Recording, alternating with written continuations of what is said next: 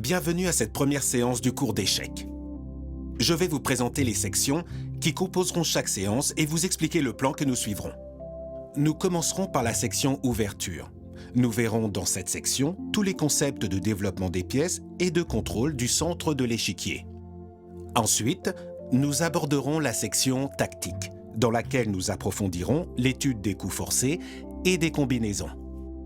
Dans la section stratégie, nous expliquerons la valeur de chaque pièce, une évaluation essentielle pour connaître à tout moment les forces dont nous disposons. Dans la section fin de partie, nous apprendrons à traquer le roi solitaire avec nos 2 tours, pour le maître échec et mat. Enfin, dans la leçon du grand maître, nous aurons la chance de partager l'expérience de notre invité, le grand maître international Miguel Illescas, qui nous révélera tous les secrets du jeu d'échecs. Il nous expliquera dans cette leçon la manière d'esquiver toutes les attaques surprises de nos adversaires. Par ailleurs, rappelez-vous que chaque section comprend 3 exercices pratiques qui vous permettront de revoir les fondamentaux. Faites une pause, prenez tout le temps nécessaire pour trouver la solution. Bon, et maintenant on commence ?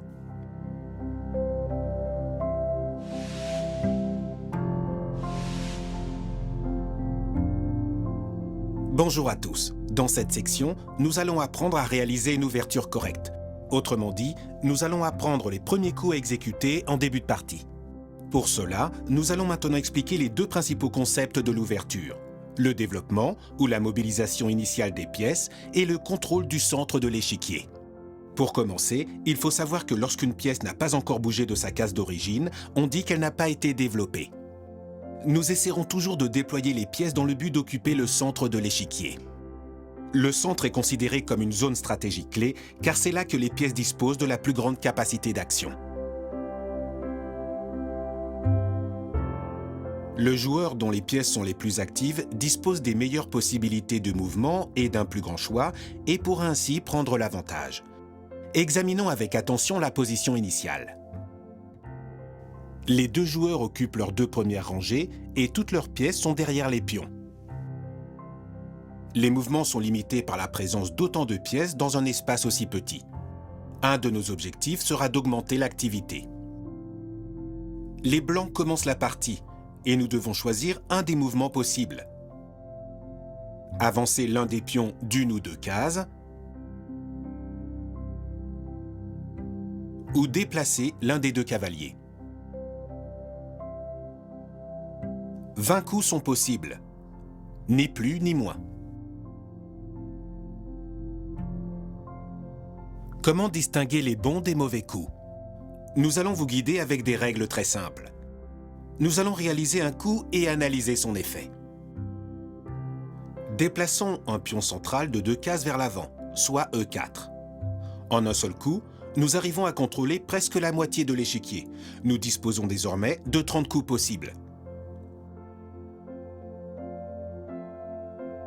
Passons le tour des noirs pour mieux comprendre. Si nous parvenions à placer un second pion en D4, cela nous permettrait d'augmenter encore plus l'activité de nos pièces.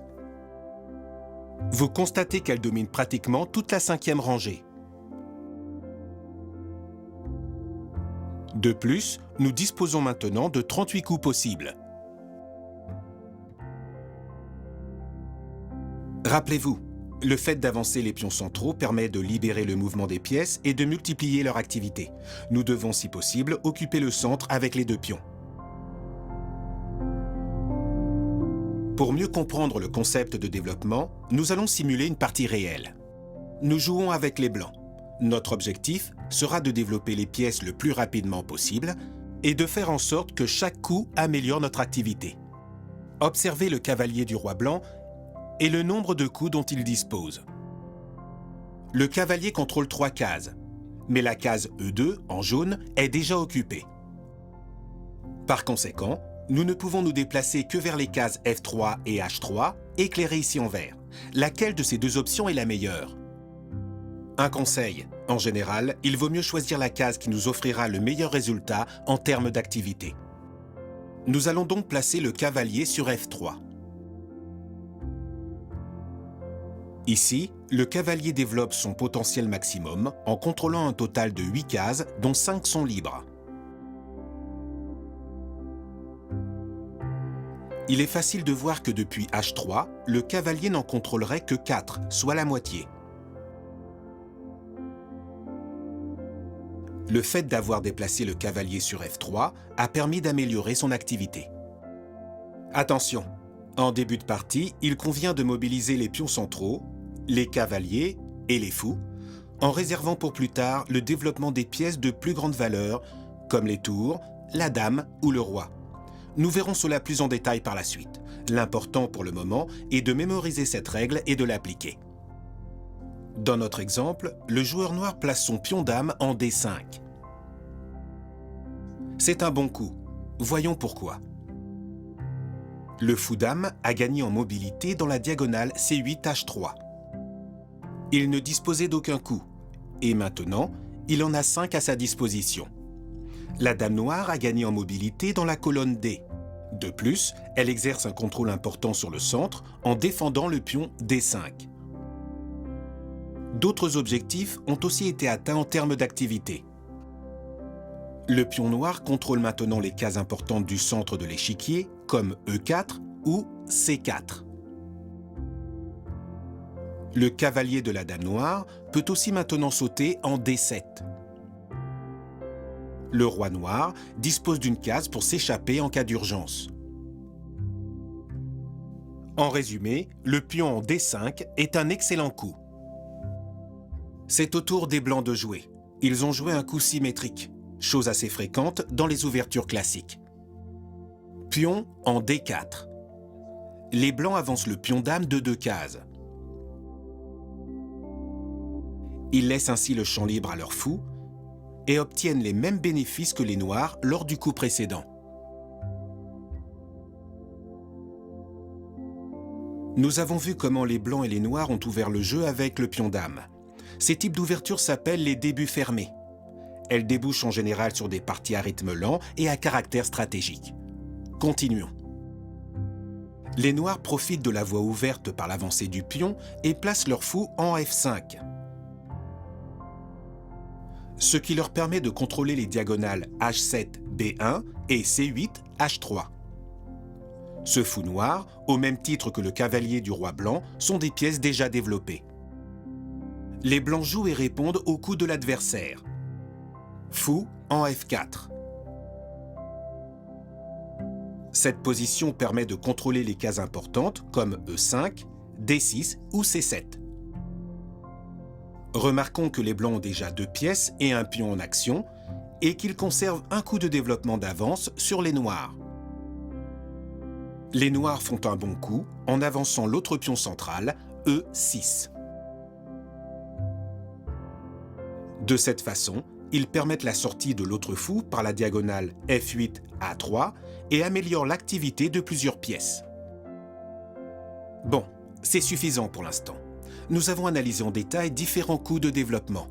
Comme c'est souvent le cas avec les ouvertures fermées, les choses se sont passées tranquillement, sans menace directe. Nous étudierons plus tard les ouvertures avec des débuts ouverts, dans lesquels le jeu débute avec le pion roi. Ce sont des ouvertures plus dynamiques et qui demandent plus d'attention. Nous allons aborder maintenant un concept fondamental de l'ouverture, le centre. Pendant presque toute la partie, mais tout particulièrement au début, les 4 cases centrales, E4, D4, E5 et D5, constituent la zone la plus importante de l'échiquier. Dans toutes les ouvertures, on cherchera à dominer le centre. On y parviendra en l'occupant avec des pions ou en le contrôlant. Pour mieux comprendre, imaginez que le centre de l'échiquier soit le sommet d'une montagne. Celui qui contrôlera cette zone aura l'avantage, car il pourra attaquer les différents secteurs de l'échiquier à partir d'un seul et même emplacement. La zone qui entoure le centre, qu'on appelle le centre élargi, est aussi très importante. Comme dans un match de football, le milieu de terrain est la zone de transition entre les deux secteurs. Si l'adversaire contrôle le centre, nos pièces d'attaque et de défense risquent de se retrouver isolées et de ne pas pouvoir coopérer entre elles. Si nous avons bien réussi l'ouverture, nous aurons développé presque toutes nos pièces et acquis un certain contrôle du centre, souvent partagé avec l'adversaire. Nous allons voir maintenant un schéma idéal de développement qui peut nous servir d'objectif et de modèle à suivre. Observez. Nous disposons d'un magnifique contrôle du centre. Les deux pions situés à l'avant attaquent la cinquième rangée, empêchant ainsi l'approche des pièces adverses. Les cavaliers contrôlent les 4 cases centrales et sont prêts à sauter vers l'avant avec le soutien des pions déjà avancés. Les fous contrôlent les diagonales importantes et les cases centrales et sont prêts à coordonner leurs mouvements avec les cavaliers. Les figures importantes, dames et tours, protègent les colonnes centrales depuis l'arrière. Et pour finir, le roi se trouve à l'abri, bien protégé par une rangée de pions. Dans la pratique, il est difficile d'atteindre une position dominante aussi nette, à moins que notre adversaire ne nous y aide par un très faible niveau de jeu. Cependant, l'étude de cette position va nous servir à comprendre les mouvements qui permettent un bon contrôle du centre. Pour commencer la partie, il est recommandé de déplacer un pion central de 2 cases afin d'occuper le centre. Ensuite, nous devons développer rapidement les cavaliers et les fous afin d'en assurer le contrôle.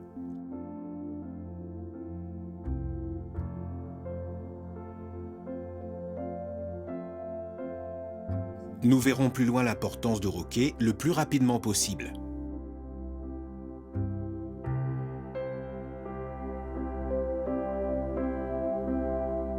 Pour assimiler les concepts et les règles exposées, il convient maintenant de mettre la théorie en pratique. Nous vous proposons pour cela quelques exercices dans lesquels, à partir d'une position préalablement déterminée, vous devrez décider du coup à jouer, comme s'il s'agissait d'une vraie partie. Selon le niveau de difficulté de chaque exercice, nous vous indiquerons le temps minimum et le temps maximum recommandé pour exécuter votre coup. Observez bien l'échiquier. 3 options sont envisageables. Option A, le fou en G5.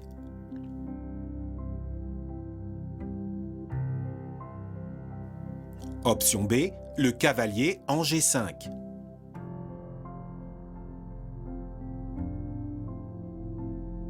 Option C, le cavalier en A3.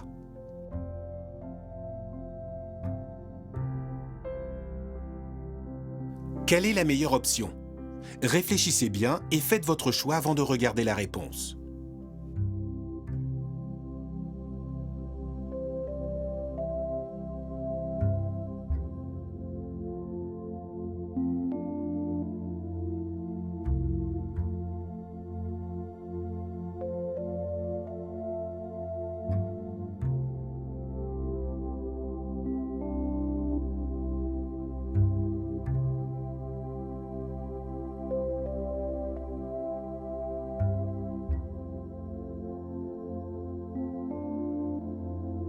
Voyons si vous avez choisi la bonne option.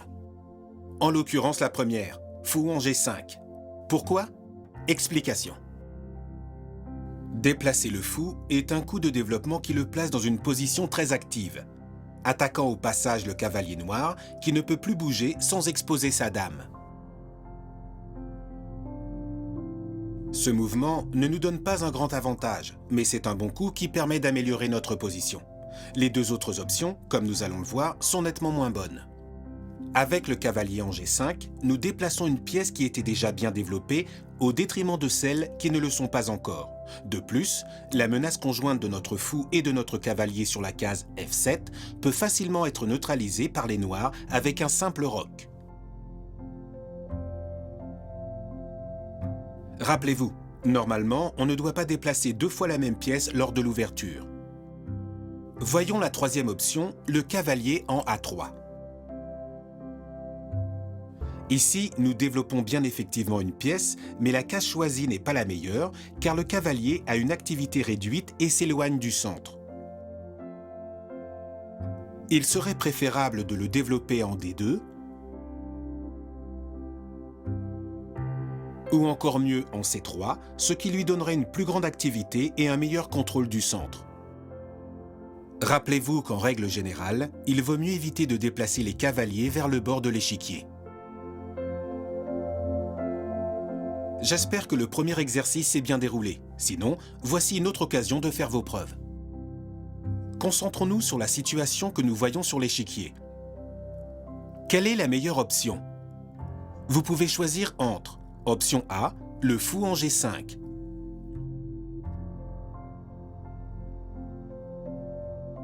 Option B, le fou en D3.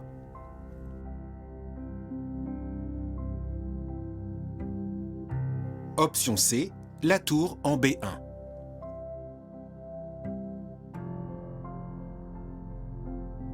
Ne vous précipitez pas, analysez bien les trois options avant de décider.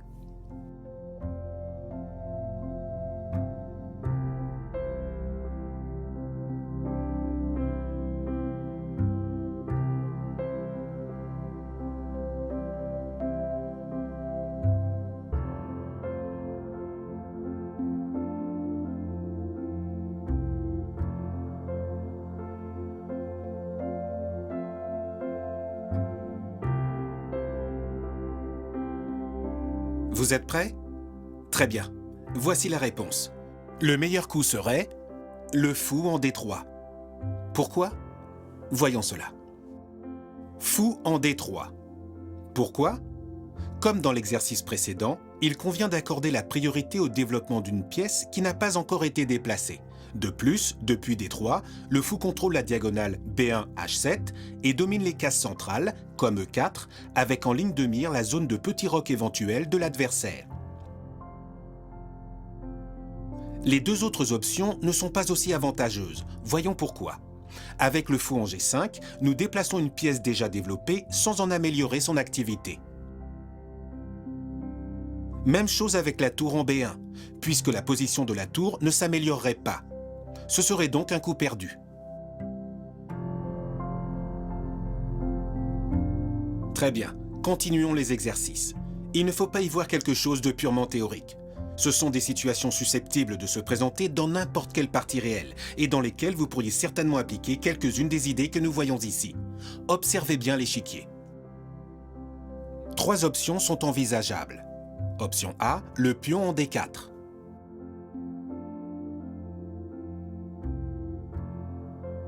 Option B, le roi en H1.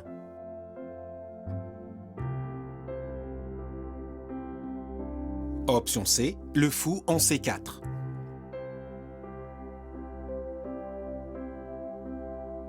N'oubliez pas de tenir compte des différents concepts présentés, activité, développement, contrôle du centre, avant de décider. Prenez votre temps.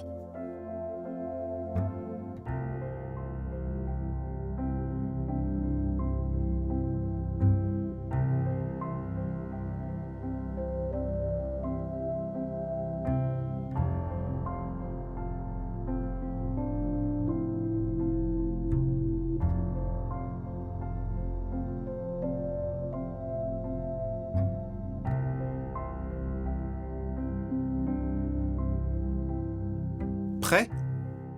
Voyons cela ensemble. La meilleure option serait l'option A, le pion en D4. Pourquoi? Regardons. Parce que cette option a de nombreux effets positifs. Premièrement, nous occupons une des cases centrales. Deuxièmement, nous donnons vie au fou en C1. Troisièmement, la dame blanche peut commencer à agir sur le centre via la colonne D. Et quatrièmement, nous menaçons le centre des noirs qui devront alors défendre le point E5. Avant de choisir cette option, nous devons vérifier que le pion est bien défendu en D4. Il est attaqué par deux pièces ennemies, le cavalier et le pion noir, mais défendu par deux autres pièces, le cavalier et la dame blanc. Si les noirs le capturent, il y aura un échange de coups équivalent, et les blancs conserveront un meilleur contrôle du centre. L'option B, le mouvement du roi vers le coin, est une option assez médiocre. Elle n'améliore pas la situation du roi et nous perdons un précieux tour inutilement. L'option C n'apporte pas grand-chose non plus. Le fou est déjà bien développé et ce n'est pas la peine de perdre un coup pour le déplacer à nouveau. Bien, nous avons terminé les exercices sur les ouvertures. Si vous n'en avez pas réussi certains, ne vous découragez pas. Rappelez-vous, on apprend plus de ses erreurs que de ses réussites.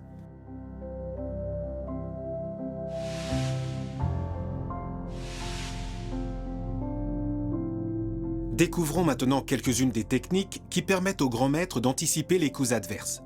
Nous commencerons par les plus faciles à prévoir. Aux échecs, la réponse à un coup est souvent unique et évidente. Dans ce cas, on dit qu'il s'agit d'un coup forcé et c'est précisément pour cela qu'il est facile de le prévoir. Nous comprendrons mieux à l'aide d'un exemple. Imaginons que les blancs, à qui c'est le tour de jouer, capturent la dame noire. On peut raisonnablement penser que les noirs doivent à leur tour capturer la dame blanche. Tout autre coup les mettrait dans une situation très désavantageuse. Les blancs ont par conséquent ainsi forcé les noirs à réaliser un coup déterminé. Le cas le plus important et le plus évident du coup forcé est l'échec. Regardez. Si les blancs capturent le fou prend F6, ils mettent le roi noir en échec. Les noirs n'ont pas le temps de promouvoir leur pion parce qu'ils doivent éviter l'échec.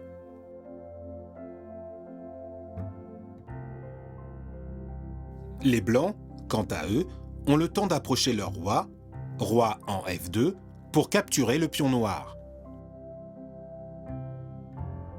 Mais introduisons un petit changement dans la position. Plaçons le roi noir en F7 et voyons ce qui se passe. Désormais, si les blancs prennent le fou, les noirs ne sont plus en échec et par conséquent ne sont plus forcés à quoi que ce soit. Ils sont libres de choisir un coup plus avantageux. Ils peuvent promouvoir leur pion en dame, tout en faisant échec, et ensuite pourront capturer le fou blanc. Ainsi, ils pourront gagner la partie. Dans ce cas, le meilleur coup pour les blancs serait d'approcher leur roi immédiatement et de prendre le dangereux pion noir. Même s'ils perdent le fou, la partie sera nulle. Un fou et un roi seul ne peuvent pas faire échec et mat. Comme vous l'avez constaté, il n'y a pas eu de coup forcé dans cette dernière situation. Dans les deux cas précédents, si. Et cela obligerait l'adversaire à jouer des coups déterminés. Dans le cas de l'échec, l'obligation d'y remédier est absolue. Examinons maintenant deux exemples dans lesquels les manœuvres forcées se succèdent, jusqu'à former ce qu'on appelle une variante forcée. Regardez bien l'échiquier. Si les noirs capturent la tour avec leur dame,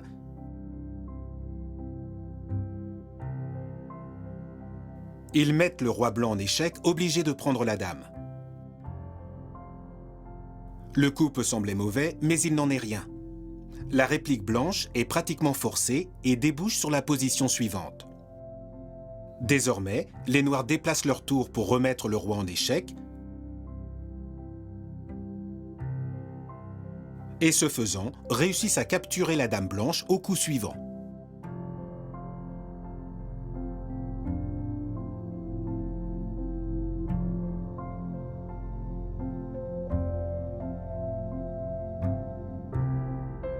Qu'est-ce que les noirs ont gagné avec cette variante forcée? Une tour. On constate qu'effectivement, à l'issue du premier mouvement, les deux joueurs se trouvaient à égalité matérielle. Pourtant, maintenant, les noirs comptent une tour de plus. Examinons maintenant une autre position. Elle semble assez similaire à la précédente, mais à bien y regarder, elle est différente.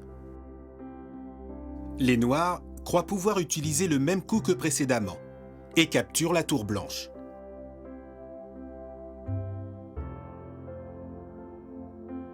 Ils pensent que la réponse blanche, en l'occurrence la prise de la dame noire, est obligatoire, ce qui déboucherait sur la position suivante.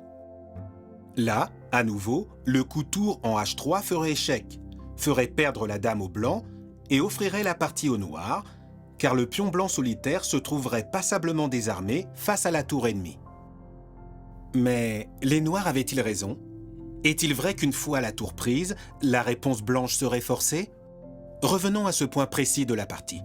Dans l'exemple précédent, le coup de la dame noire aboutissait à un nouvel échec, mais plus maintenant. Et cet important détail permet aux blancs de trouver une meilleure réponse. Une idée? Dame en B2, échec. Ce faisant, les blancs protègent leur dame de la menace potentielle en mettant les noirs en échec, si bien que ces derniers n'ont plus le temps de sauver leur dame. En effet, une fois que les noirs ont déplacé leur roi, les blancs peuvent capturer la dame adverse sans danger. Rappelez-vous, parfois un coup peut pousser l'adversaire à répondre d'une façon particulière, notamment lorsque nous le menaçons ou lors d'un échange de pièces. Mais seul l'échec oblige véritablement à réagir pour pouvoir l'éviter. Vous ne vous en êtes peut-être pas rendu compte, mais dans les parties précédentes, nous avons utilisé une autre tactique en plus des coups forcés. Si vous vous souvenez bien, les noirs ne récupéraient pas leur dame après leurs 2 derniers coups. Autrement dit, ils sacrifiaient leur pièce la plus précieuse, mais forçaient de la sorte une manœuvre dont ils finissaient par tirer parti. Ce type de séquence s'appelle une combinaison et est toujours inattendue. Elle surprend l'adversaire. Les combinaisons jouent un rôle très important au cours de la partie. Nous les étudierons en détail plus tard. Pour l'instant, nous allons voir un cas très simple. La partie semble très équilibrée, mais les blancs disposent d'une possibilité pour mettre en échec et mat le roi noir. Devinez-vous laquelle? La combinaison n'est pas évidente, car le premier coup semble quelque peu illogique. Les blancs sacrifient une pièce. Comment? En capturant la tour noire avec la dame.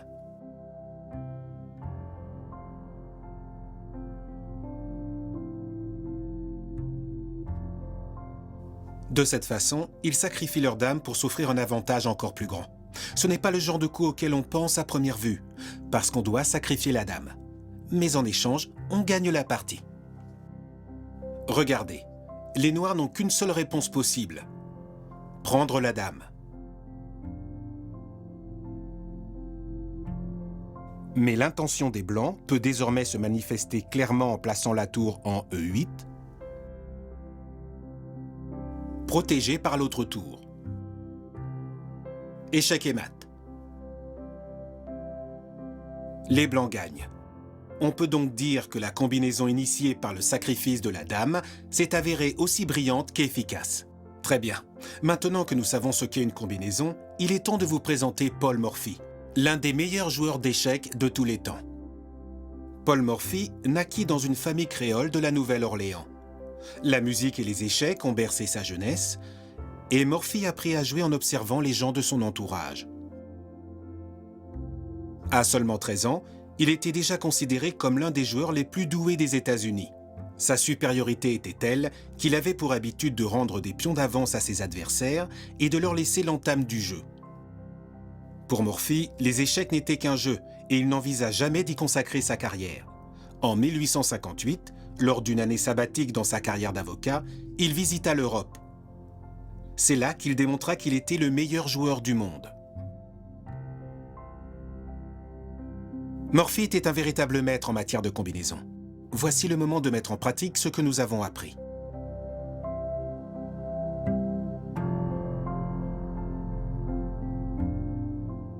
Observez cette position.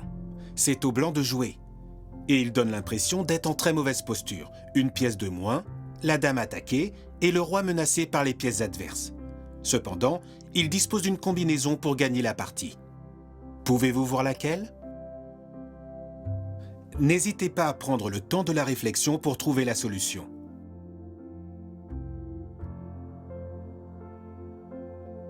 En effet, les blancs peuvent terminer la partie à l'aide d'une combinaison semblable à celle que nous avons vue précédemment.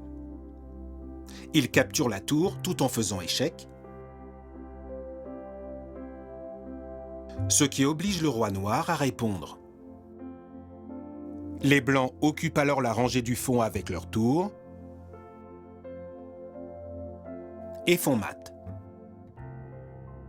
Ce mat sur la 8e rangée est très fréquent et connu comme le mat du couloir. Bravo à tous ceux qui ont réussi à résoudre cette énigme. Et maintenant, passons à un deuxième exercice. Ici, les blancs se trouvent de nouveau face à une situation apparemment désespérée. Mais une fois de plus, ils disposent d'une combinaison gagnante. Laquelle?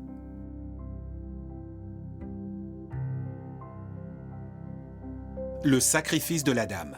Ou, là est la question, sur la case H8. Avec ce coup, les blancs provoquent un échec que le roi noir est obligé d'éviter et qu'il ne peut faire qu'en capturant la dame. Et ainsi, la tour blanche achève la partie par le mat du couloir.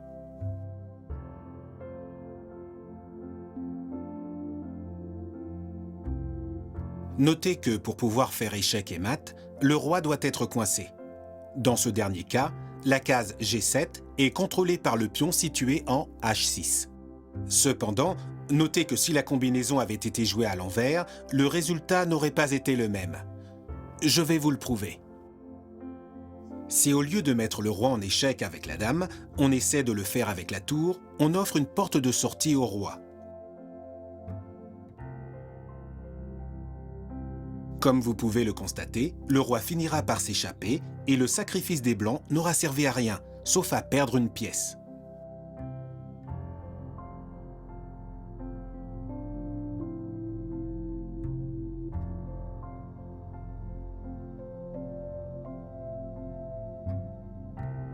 Dans ce cas, les Blancs sont condamnés.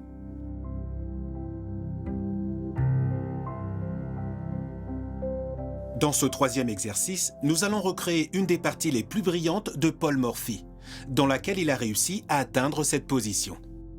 Pouvez-vous trouver la combinaison surprenante à laquelle il eut recours?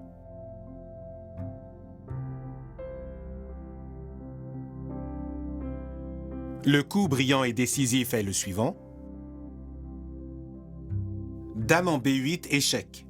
Un sacrifice de la dame spectaculaire. Les Blancs profitent de la difficile situation du roi noir au centre. Remarquez comment le fou blanc contrôle les cases clés de fuite, E7 et D8. De son côté, la tour blanche empêche toute fuite éventuelle par la colonne D, qu'elle contrôle de façon absolue. En résumé, toutes les pièces blanches agissent de façon coordonnée avec un objectif unique, le mat. La réponse des noirs est forcée. Le cavalier noir contre la dame blanche. Sa Majesté la Reine Blanche s'est sacrifiée, mais a réussi à déloger l'unique défenseur du monarque noir. La mise à mort peut désormais commencer.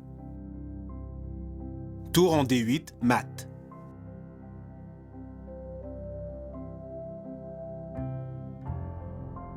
Bravo à ceux qui ont réussi à rivaliser avec l'un des meilleurs joueurs de tous les temps, Paul Morphy.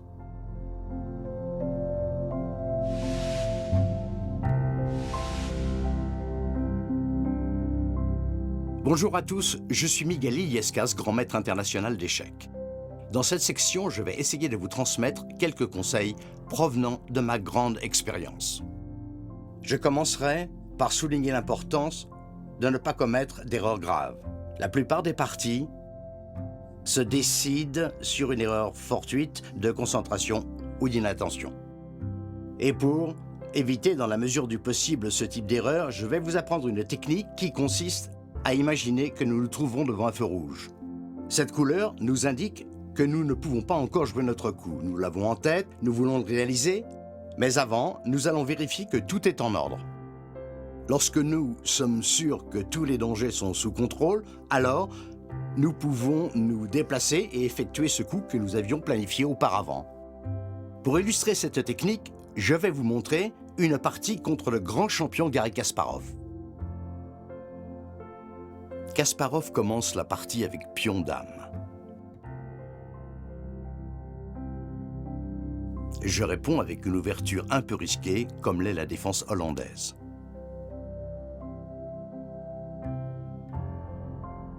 Le pion depuis C5 contrôle la case E4. Ainsi débute une bataille stratégique de haut vol. Kasparov déplace son fou en G5. Gênant mon développement dans l'aile roi. Je réponds en attaquant sa pièce avec H6.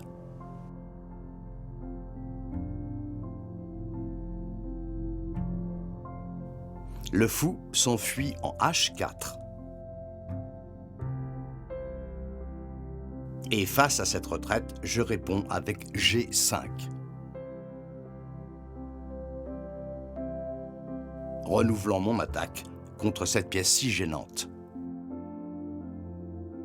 Maintenant, à son quatrième mouvement, le champion du monde, d'une manière suspecte, laisse son fou se faire attaquer et joue E3. Quand quelque chose comme cela se produit, nous devons rapidement allumer notre feu de signalisation. Orange, danger. Nous pourrions a priori jouer un très bon coup, mais est-il réellement si bon? Nous allons voir si nous sommes capables de faire repasser l'orange au vert ou au contraire s'il passe au rouge. Si nous prenons le fou, que peuvent faire les blancs?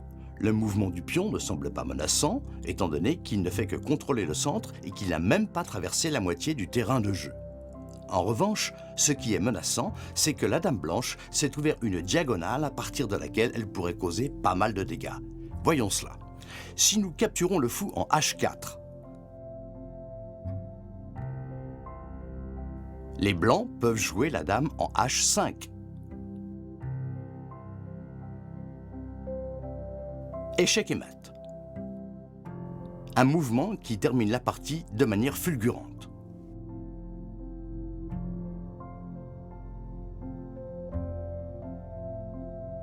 Ainsi, le feu de signalisation est passé au rouge avant la capture du fou. Il est clair que le champion du monde n'aurait pas fait un tel cadeau aussi facilement. Et moi, prudemment, je développe mon cavalier en F6. Évitant, comme nous voyons, que la dame blanche puisse attaquer mon roi grâce au contrôle que ce cavalier exerce sur la case critique H5. Kasparov doit retirer son fou. Moi, je déplace mon pion. Et la partie continue. J'ai réussi ce jour-là pour la première fois une partie nulle en 52 coups en jouant un jeu agressif contre le grand Garry Kasparov.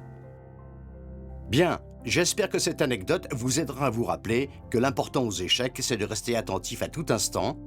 Rien qu'avec cela, vous allez grandement améliorer votre niveau de jeu.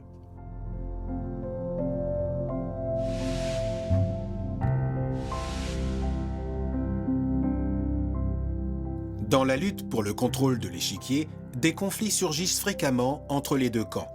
En définitive, 32 pièces se disputent 64 cases. Les chocs sont inévitables et débouchent généralement sur des échanges. Nous capturons des pièces de l'adversaire et il capture les nôtres. Mais comment savoir si un échange est équilibré? Qui a la plus grande valeur, le cavalier ou la tour? Est-il conseillé par exemple d'échanger un fou contre 2 pions? Il convient de connaître la valeur théorique des pièces pour prendre les décisions adéquates. Et c'est précisément ce que nous allons faire maintenant. Apprendre à connaître parfaitement les pièces et établir un système de mesures qui permettent de comparer leurs forces relatives. Sachez que l'importance d'une pièce est directement liée à ses caractéristiques de mouvement. Plus elle contrôle ou est en mesure de contrôler des cases, plus grande est son activité et par conséquent, plus forte est sa valeur. En suivant ce critère, il est facile de déduire que la dame est la pièce la plus puissante et que le modeste pion, si limité dans ses mouvements, est de ce point de vue la moins importante. Mais pour bien jouer, cette connaissance intuitive n'est pas suffisante. Si nous voulons faire face à des situations plus complexes, nous devons quantifier la valeur des pièces. N'oublions pas que nous parlons ici d'une valeur théorique. Dans la pratique, d'autres facteurs interviennent également. Par exemple, un pion qui met le roi adverse en échec s'avère à ce moment précis de la partie plus décisif que n'importe quelle autre pièce. Ceci dit, nous allons examiner de manière approfondie cette évaluation et créer une échelle de valeur en fonction du pion. Voyons cela. Un pion peut seulement avancer sur la case située devant lui et en contrôler 2 autres en diagonale vers l'avant. Une activité très discrète si on la compare à celle d'autres pièces. Le pion est la force d'infanterie des échecs et s'avère particulièrement efficace au corps à corps. Il remplit des fonctions stratégiques de grande valeur, notamment défensives. Les pions permettent de contrôler les cases centrales importantes et de maintenir à distance les pièces adverses. Il joue également un rôle fondamental dans la défense du roi. Disposer d'un bon bouclier de pions, comme celui que procure le roc, est très recommandé. Dans les fins de partie, le pion acquiert une importance et une valeur majeure dès lors qu'augmentent pour lui les possibilités d'atteindre son objectif, sa promotion en dame. Comme nous l'avons dit, nous allons construire une échelle de valeur en fonction du pion. Nous lui assignons donc pour valeur 1 point. Analysons maintenant une figure aux caractéristiques uniques. Le cavalier. Le cavalier ne peut agir que dans une zone à la fois, et son activité est extrêmement sensible à sa situation sur l'échiquier. Placés au centre, les cavaliers peuvent contrôler un maximum de 8 cases chacun. Mais au fur et à mesure qu'ils se rapprochent des bords de l'échiquier, leur pouvoir de contrôle diminue. Comme on le voit, placé en coin, un cavalier ne contrôle plus que 2 cases. Le cavalier se déplace de façon directe. À la différence du fou, de la tour ou de la dame, sa trajectoire ne peut pas être interrompue. Cela le rend particulièrement dangereux pour les échecs au roi. Devant un cavalier, il n'est pas possible de protéger le roi de l'échec. Par conséquent, il ne reste que 2 solutions, le capturer ou s'enfuir. Sa capacité de saut, unique en son genre, lui permet aussi de se développer aisément dans des positions fermées ou dans des situations de blocage. Cependant, les cavaliers sont des pièces à courte portée, ce qui les rend lents lorsqu'il s'agit de se déplacer d'un secteur à un autre. L'expérience de siècles de pratique du jeu d'échecs nous permet d'attribuer avec une assez bonne précision une valeur d'environ 3 points au cavalier. Le cavalier équivaut donc, d'un point de vue théorique, à 3 pions. La pièce suivante par ordre d'importance est le fou, à qui nous attribuerons aussi une valeur équivalente de 3 unités. Voyons pourquoi. L'activité du fou est relativement plus importante que celle du cavalier. Il peut contrôler jusqu'à 13 cases au centre et un minimum de 7 depuis les bandes. Compte tenu de son rayon d'action, on pourrait penser que le fou est très supérieur au cavalier. Mais il a un handicap. Il ne se déplace que sur les cases de la même couleur que celle qu'il occupe, et cela limite considérablement sa valeur. Le fou est une pièce à longue portée qui peut agir sur plusieurs zones à la fois. C'est pourquoi, dans les phases de jeu ouvertes, il est supérieur au cavalier. C'est la pièce idéale pour attaquer de loin, retranché derrière ses pions, tel un archer décochant des flèches mortelles en direction des lignes ennemies. Le problème de la restriction des mouvements aux cases d'une même couleur est atténué si l'on dispose des 2 fous dans le même secteur. Ils forment alors un tandem extraordinaire, surtout en fin de partie, lorsque l'échiquier est presque vide.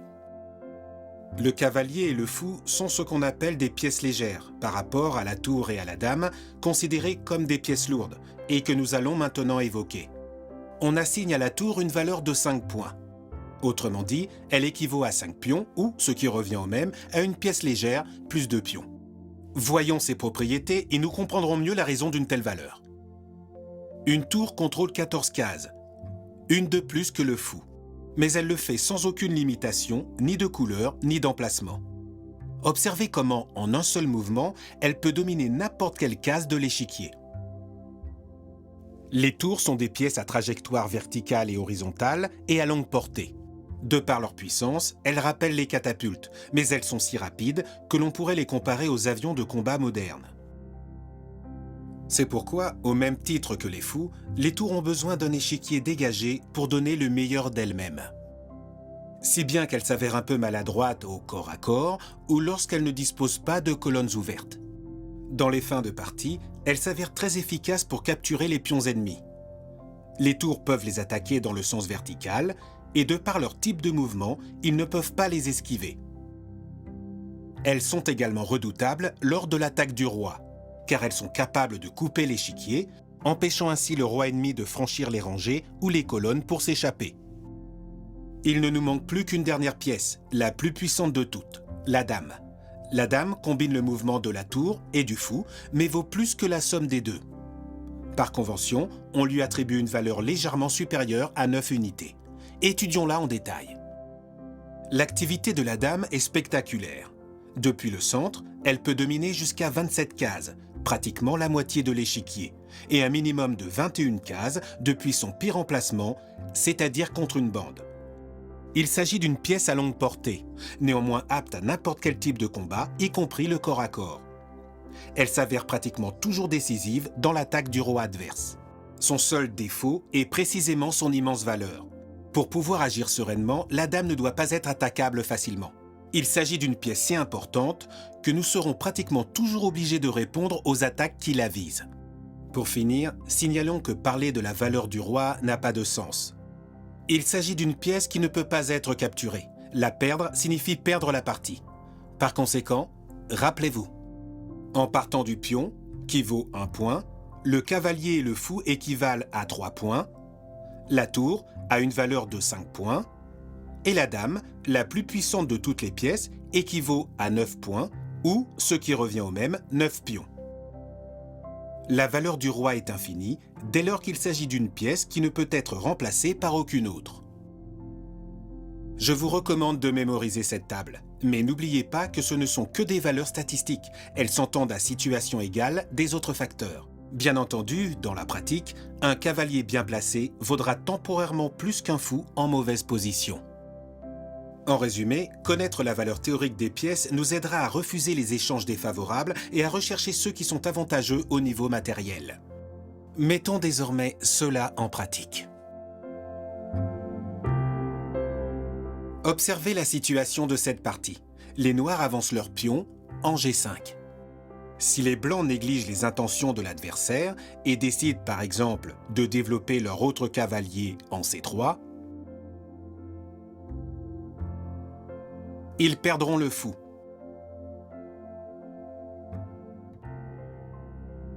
Il est vrai qu'ils pourraient capturer le pion, mais comme nous le savons, un fou vaut 3 pions, si bien que cet échange s'avère très défavorable pour les blancs. Par conséquent, il faut répondre à la menace des noirs.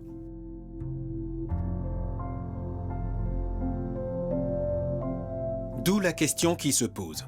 Faut-il jouer cavalier contre G5 et provoquer ainsi l'échange du cavalier contre les deux pions adverses, ou bien est-il plus prudent de déplacer le fou en G3 en renonçant pour le moment aux échanges? Réfléchissez bien.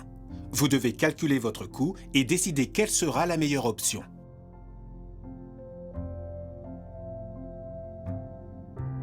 Ça y est? Voyons cela. Si le cavalier capture en G5,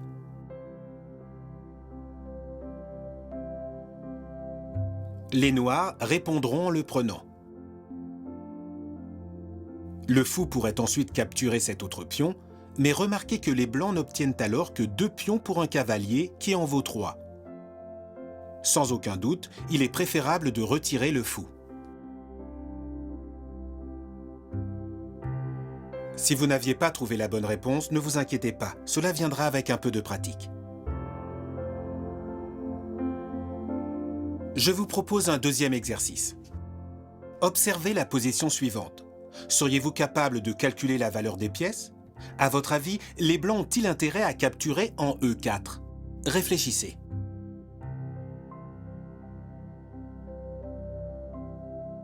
La meilleure solution est de mettre la dame à l'abri de l'attaque ennemie. Voyons pourquoi. Si la dame capture en E4,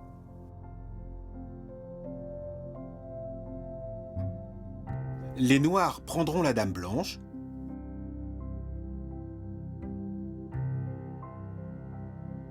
et le roi blanc fera la même chose avec le cavalier noir. Mais si on pèse le pour et le contre, on s'aperçoit que les blancs ont perdu les 9 points de la dame, tandis que les noirs seulement les 8 que totalisent la tour et le cavalier. Pour bien assimiler le sens des échanges au niveau matériel, je vous propose un dernier exercice. Il est très simple. Je vais vous montrer des balances et vous devrez vérifier si elles penchent dans la bonne direction ou non. Vous êtes prêts? Allons-y. Première balance. Est-ce correct?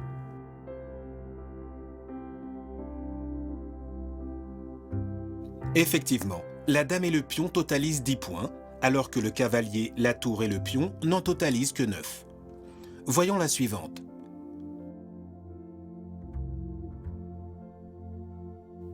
Exact ou inexact?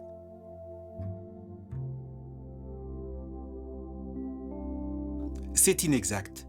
La balance devrait être équilibrée car les deux groupes totalisent 8 points. Autre cas. La balance est-elle bien inclinée?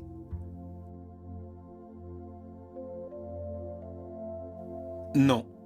Elle devrait pencher vers la gauche. La dame et le pion totalisent 10 points, alors que la tour, le fou et le pion n'en totalisent que 9. Enfin, l'inclinaison vers la droite est-elle correcte ici?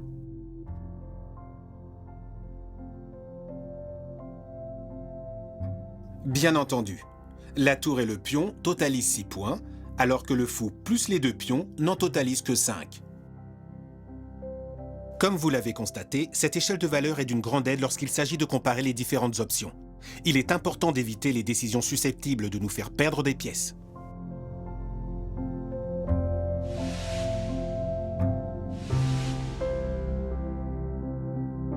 Au fur et à mesure qu'avance la partie, les deux adversaires s'échangent en général des pièces et, hormis en cas d'échec et mat prématuré, on en arrive à une phase où il ne reste que très peu de pièces sur l'échiquier. Cette phase s'appelle la fin de partie. Parmi les différentes catégories de fin de partie, nous devons d'abord apprendre les plus classiques. Elles concluent souvent les parties entre débutants et ce sont celles dans lesquelles un des adversaires n'a plus que son roi. Si c'est le cas de notre adversaire, il faut envisager les solutions pour le mettre échec et mat et gagner la partie. Mais cela dépendra des pièces qu'il nous reste. Il nous faudra disposer au minimum d'une dame ou d'une tour. Avec seulement des pièces mineures, il faut au moins 2 fous, ou un fou et un cavalier pour pouvoir forcer le mat. En revanche, 2 cavaliers ne seront pas suffisants, sauf si l'adversaire y met du sien. Comme vous pouvez l'imaginer, un seul pion peut s'avérer suffisant pour gagner, à condition de réussir à le promouvoir en dame. La technique pour mettre le roi solitaire mat consiste à le mettre en échec tout en lui interdisant tout échappatoire. Observez la position du roi au centre de l'échiquier. Il dispose de 8 cases pour s'enfuir. Il n'est pas facile de toutes les lui interdire. En revanche, si le roi se trouve au bord de l'échiquier, il n'a plus que 5 cases pour s'échapper. La mission est donc nettement plus simple. Et si le roi est dans un coin, il ne lui reste plus que 3 cases pour s'échapper. L'échec et mat est alors beaucoup plus facile. Par conséquent, pour faire échec et mat au roi solitaire, le premier objectif à poursuivre est de le pousser en bordure de l'échiquier ou encore mieux, dans un coin. Nous allons voir comment procéder avec 2 tours. Cet exemple illustre parfaitement la technique à utiliser pour pourchasser le roi adverse. Observez bien, nous partons de la position suivante. Comme vous pouvez le voir, le roi noir est totalement libre de ses mouvements au centre. C'est ici que les blancs commencent leur chasse. Tour en A4. Ce coup permet aux blancs d'établir une barrière au niveau de la rangée 4, une barrière que le roi noir ne peut plus franchir. Ainsi, il se trouve désormais enfermé dans les 4 dernières rangées. Les noirs ne peuvent plus que gagner du temps en essayant de se maintenir au centre le plus longtemps possible. Maintenant, l'autre tour oblige le roi noir à reculer vers la bande. Regardez, une tour le met en échec, tandis que l'autre lui barre le passage vers l'avant. Le roi noir n'a plus d'autre choix que de reculer sur la 6e rangée. Les blancs répètent la manœuvre.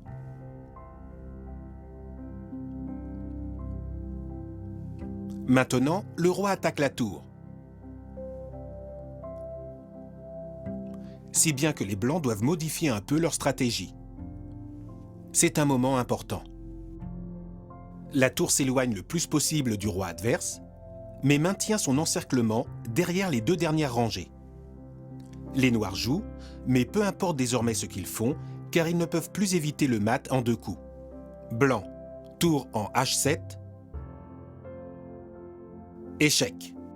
Et ce coup complète ainsi l'encerclement du roi noir, qui est obligé d'aller sur le bord, où il est désormais possible de le mettre mat. Tour en G8, échec et mat. Le roi noir a dû reculer vers la bande et nous n'avons eu besoin que de 6 coups pour obtenir le mat. Avec 2 tours, on est très fort. Mais il est rare et difficile d'arriver en fin de partie dans une situation aussi avantageuse. Voyons donc comment faire mat avec des forces moindres. Dans ces cas-là, la clé, c'est de faire appel à l'aide du roi. Ici, vous pouvez voir une position dans laquelle le mat a déjà eu lieu. Observez comment il a fallu pousser le roi noir jusqu'au bord. Regardez, le roi blanc lui interdit toutes les cases que la tour ne contrôle pas. Avec la dame, on peut faire un mat similaire. Avec 2 fous, avec un fou et un cavalier, le mat est plus difficile parce qu'il faut parvenir à amener le roi jusque dans un coin. Nous étudierons toutes ces fins de partie petit à petit. Pour l'instant, rappelez-vous de ces règles de base. Pour pouvoir faire échec et mat à un roi solitaire, nous avons besoin d'une dame ou d'une tour. Le mat s'avérera impossible si l'on ne dispose que d'une pièce mineure, soit un fou, soit un cavalier. Un seul pion peut toujours faire mat dès lors qu'on arrive à le promouvoir en dame. Si l'on conserve la paire de fous, le mat est également possible, de même si l'on possède un fou et un cavalier. Avec seulement 2 cavaliers, il est très difficile de faire échec et mat. On peut malgré tout y arriver si l'adversaire nous y aide en jouant très mal. Que diriez-vous de mettre à l'épreuve la technique que nous venons d'étudier?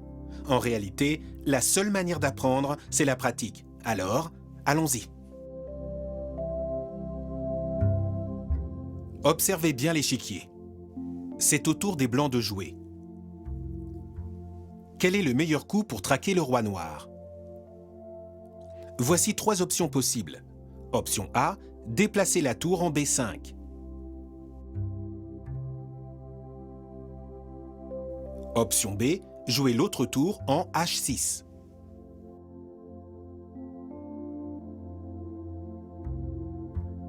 Option C, mettre le roi en échec en H7.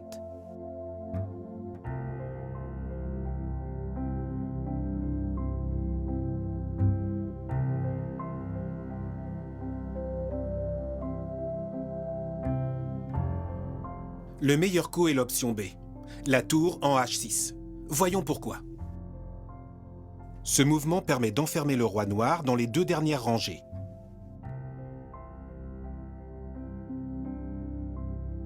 L'option A est moins efficace parce que le roi est enfermé, mais il dispose d'une rangée de plus.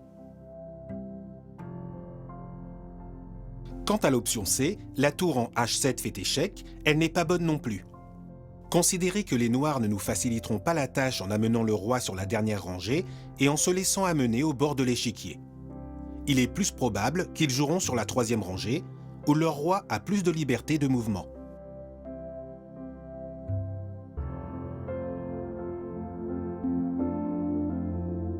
Je vous propose une situation différente, mais avec la même mission, traquer le roi.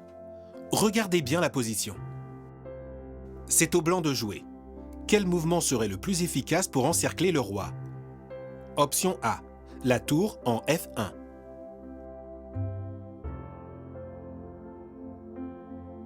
Option B, la tour en A4.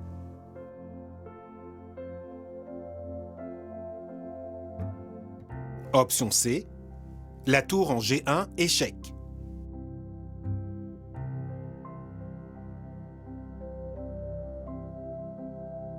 Réfléchissez quelques instants.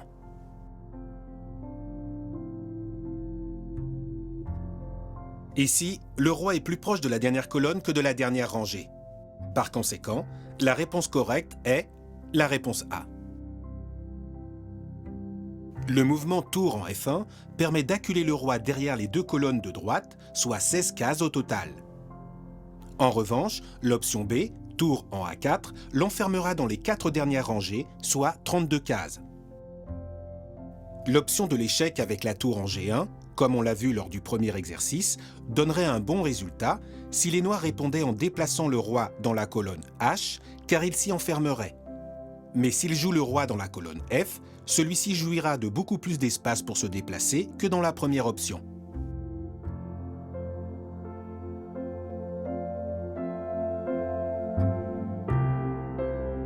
Et maintenant, pour terminer, comme je suis sûr que vous avez bien compris, nous allons avancer un peu dans notre étude des fins de partie. Je vous propose d'essayer de voir comment atteindre le mat avec une seule tour. Regardez bien l'échiquier.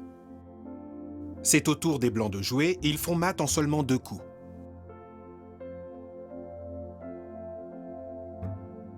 Vous avez déjà trouvé la réponse? Alors résolvons l'énigme. Comme je vous l'ai dit auparavant, le roi doit collaborer, car la tour toute seule est incapable de faire échec et mat. Par conséquent, le premier mouvement consistera à rapprocher le roi. En déplaçant le roi, la tour agit sur la colonne F, ce qui laisse le roi noir sans autre option que celle d'aller dans le coin. Et là, oui, il est juste à l'endroit où nous voulions l'amener pour faire échec et mat.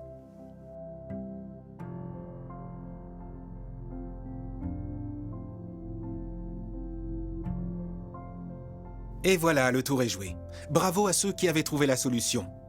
Et pour ceux qui n'y sont pas arrivés, ne vous en faites pas, car nous traiterons par la suite en détail ce type de fin de partie et bien d'autres techniques encore.